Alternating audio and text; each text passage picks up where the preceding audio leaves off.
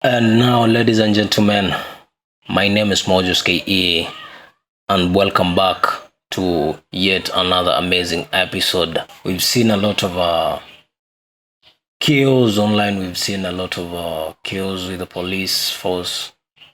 We've seen the president with his anger issues. We've seen Raila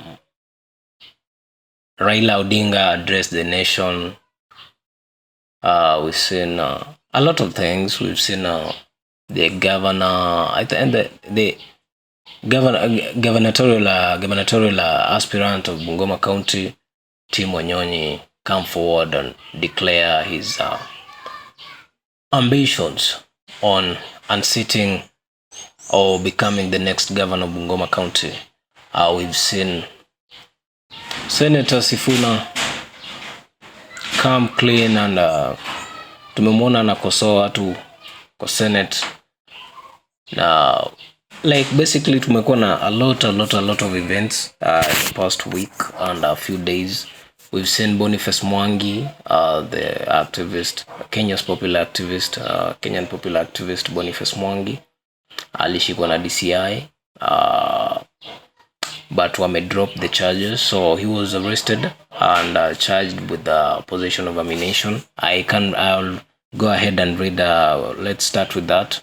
So Boniface Mwangi was arrested recently on 19th of July. That was on Saturday, and charged with the possession of ammunition, which was 3 canisters, unused canisters of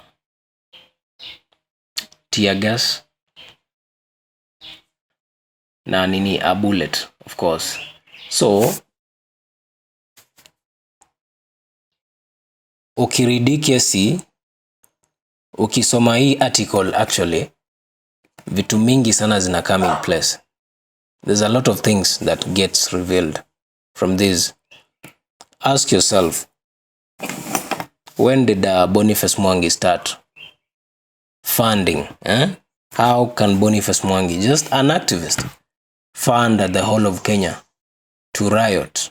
And not just to riot, we can't call it riots. Hii ni maandamano that people are demanding for certain things to change.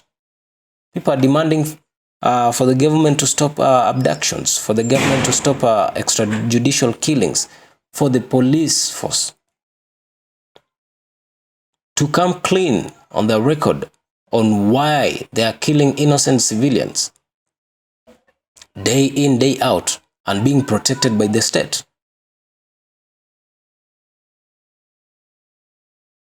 A few days later, inakuja tu kwa Boniface is funding. Itakuja kuwa Boniface Mwangi is funding terrorist activities in the country. Because you can't tell me we had riots, we had maandamano in almost all counties, if I'm not wrong. Tulikuwa na maandamano karibu kila county Kenya mzima. Which means if you're going to say kuwa alikuwa na funda ama amekuwa na funda, because you guys are now calling, the government is now referring to, the DCI and the government is now referring to Kenyans as terrorists. Because who went to riots? Of course, those were Kenyans. Yes, those were Kenyans. Those were civilian Kenyans, rightful citizens of this great nation, who went to the streets to demand justice for those who had been killed unlawfully. Justice for those who had been abducted by the state or by the state officials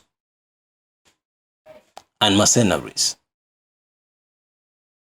Justice of or by leaders who stand in public events to insult the same Kenyans that elected them, the same Kenyans that demand them to serve and bring great opportunities to the areas of service. The same Kenyans that are asking, like on a daily basis, asking the president of this country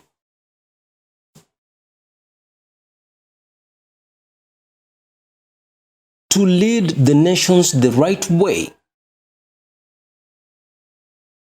But at the end of the day, the same people that are asking for justice are the same people being called terrorists. So you wonder, you sit around and wonder, who's wrong and who's right? Because I think at this point, there are certain people who think they have no sin. So if there's a problem, it means that we or the citizens are the ones on the wrong side. Haiwezi kuwa raia tu ndo wako na makosa kila siku. That shouldn't be the case. People need to be responsible for their actions. People need to be responsible for what they talk and what they process in public. We recently saw the Interior CS Murkomen. Whatever he talked, alikuwa na order police around ni kama ni watoto yake. Ni kama ni watchmen wake. And then mpigi hao risasi. There's nothing that will happen. I was like, where is this country heading? Where is the country headed? We've never had such leaders. And such a leader should be charged with treason. Now that's a treasonous act.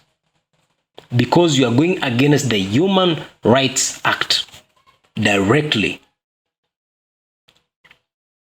And they being protected, of course, he hasn't been charged anywhere. He hasn't been summoned anywhere to answer as to why he said that. He hasn't been questioned by anyone. Not even the president standing anywhere. In his numerous speeches that he gives every day, he hasn't talked about it. Not even for a single day. Then you wonder, who's really the leader of this country? Because if at all there's someone we trust or we have been trusted with leading us, but he's not doing this, he's not doing it. The moment you ask as to why, mbona hiki hakifanyiki? Mbona hiki hakiendi the right direction? Mbona gari ilianza ikienda hivi, imegeuza imeenda hivi? Kwa nini? You become a terrorist. This is basically the same case, a similar case with Boniface Mwangi's issue. Because I'm certain, even if it's happening, you can't tell me Boniface is funding the whole country, the whole nation. Boniface Mwangi can't fund the whole nation to go and riot. No. If, okay, tuseme kwa mfano, let's take it this way. Tuseme, you are funding Kenyans waende waandamane. How many counties? 47 counties. You will spend at least 10 billion a week or in a day to fund all those people. Boniface Mwangi, I've never seen this guy post a pay bill asking people to send him money, or an account number to send people for Kenyans to send him money. I've never seen this. So if you tell us, you come on media, you use a very serious government body, the DCI should be respected. But with the recent activities going on, it has become now like a joke to Kenyans, because the DCI these days is not that serious. Back in the days when you heard of a DCI going to a certain place, you had to fear. And it had to be a very serious case, a serious issue that needed serious attention from government officials. And of course, they had to use the DCI. Ungesikia kuwa iko mtu aliua watu mahali, someone has been killing people somewhere, or they are bandits somewhere hiding, or they are terrorists somewhere hiding in the midst of people. Hapo ndo ungesikia kuwa DCI wametumwa mahali na wanaenda kuchunguza wapate ukweli. If at all it's true, na wapate the perpetrators, they arrest them and take them to court for the court to charge them. But these days DCI wanatumwa tu, unasikia tu wametumwa, wamechukua mtu, they took mwalimu from home all the way from Homa Bay to Nairobi just for him to end up dead. And then a lot of events around the whole thing, just like that. Tukapoteza Mr. Albert, a very brilliant mind, a teacher for that matter. We as a nation losing such people is a sign that we are not headed the right direction, and something must be done. Something has to be done this moment. Something has to be done right now, or we will end at the wrong spot. We've been seeing the recent activities going on in Kenya with foreign nations. Foreign nationals have been trickling into the country, basically because they removed visa requirements, while we are still being restricted to go to certain countries.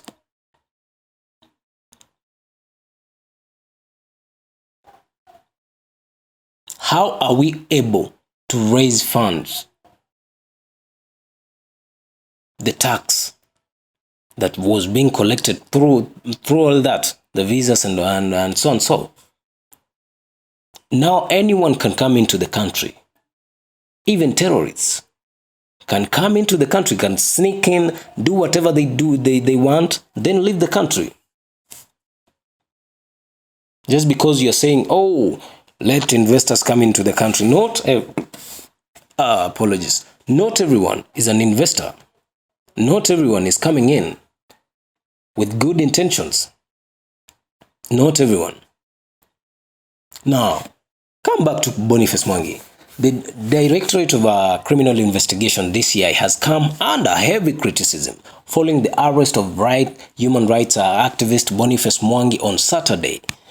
Kenyans flooded social media platforms to express outrage after the DCI posted an update on Mwangi's arrest at his Lukenya home. By the time of going to the press, the DCI's page Facebook post had drawn over 5,000 comments, 180 shares, with the majority of users dismissing or questioning the agency's findings. Now we are getting to a point where Kenyans are losing trust in such an agency. You can't tell me you are serving a nation, you are serving a people, but the same people can't trust you anymore because whatever you are doing at some point is unlawful or illegal.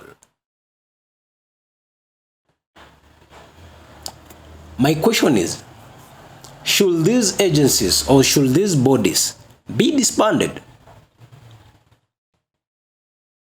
Should these bodies be misusing power, misusing the government resources, misusing and abusing abusing the citizens' rights? Should they be disbanded or disfunded? The National Police Service has been, on the long run, been also used by the state to further its criminal activities. At some point, we've seen so many people turn up dead every time there are riots or maandamano. We go to court, cases start, but they never finish. Only a handful.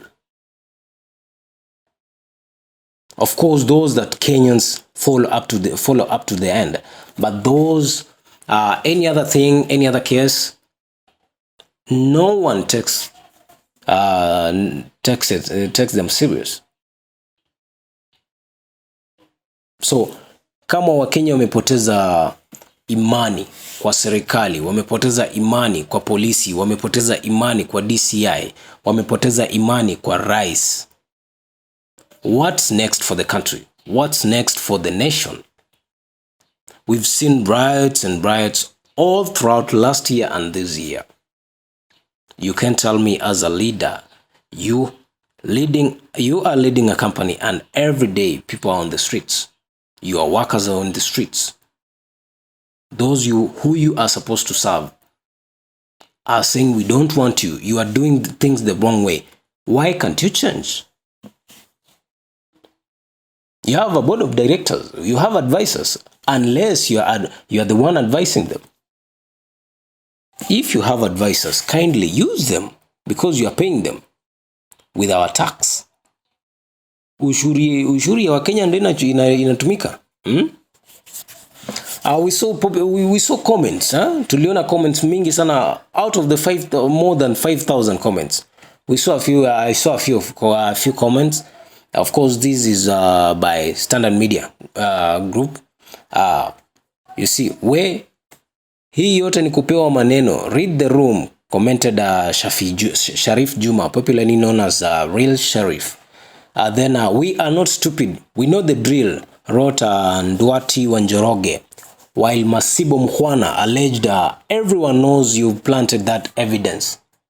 As you can see, Kenyans are no longer asleep. We see in Kabul Tisa added, so having 2 phones, 2 laptops and a couple of hard drives in Kenya now is a crime. Hatukuyajua haya. Watu wanasema kwamba hawakutarajia kwamba this will be the turnout. Because basically ukiangalia hizi vitu zote unaona watu wasema just like Dr. Njoroge said, we are not stupid, we know the drill. Which means Kenyans right now, they are woke and they know, they see everything happening. Wanaona kila kitu chenye kinatokea. Wanasoma, wana read in between the lines because the government has been repeatedly using the same tricks over and over again. Tricks of intimidation, tricks of arrest, tricks of abductions, and so on and forth, so forth and so forth. So Wakenya, for now, they know how this government is really operating. It's operating on the principle of fear. So watakuogopesha, uogope, so that you won't talk, so that you won't speak up and defend yourself or defend your people. Calling a civilian or calling a patriotic citizen of this great nation of Kenya a terrorist and later dismissing a case. You yourself need to be charged with treason because you are misusing the simple power given to you to protect and serve the same citizen you are running after to arrest almost every other day.